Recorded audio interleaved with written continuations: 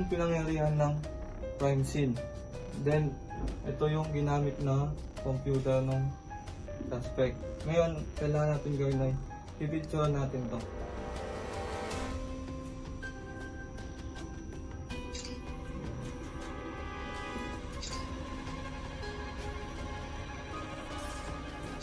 Ngayon, ang susunod naman natin gagawin ay tatanggalin natin yung mga nakakonect na cords.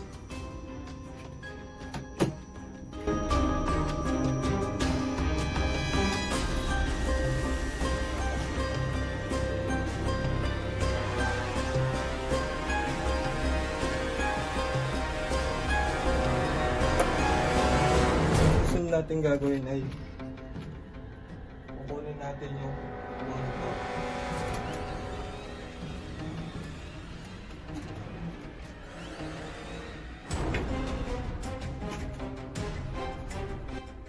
Susunod ay i-tape natin yung mga butas na pwedeng or yung pinag-connect ng mga cords.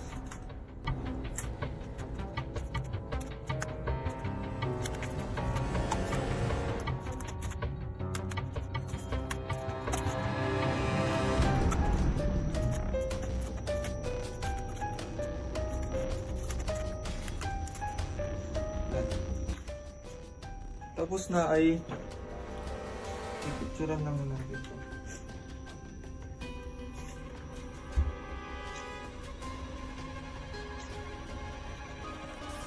Then, sunod naman ay kukunin natin yung monitor.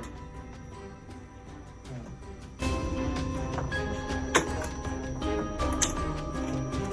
Dapat ilalagay siya ng ganito. Upang hindi magasgas yung screen.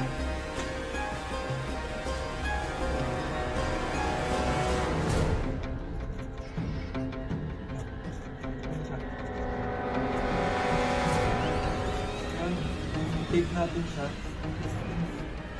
para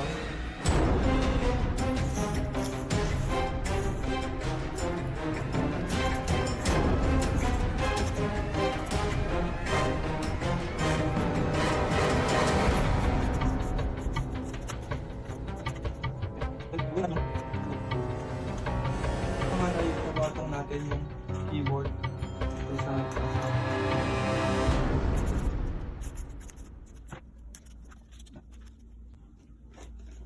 then susunod ay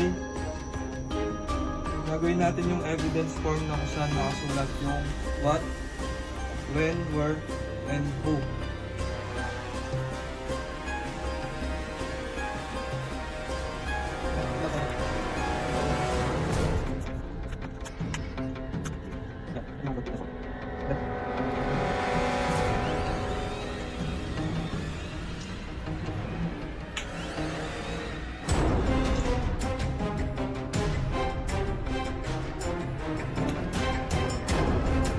Cut ko na.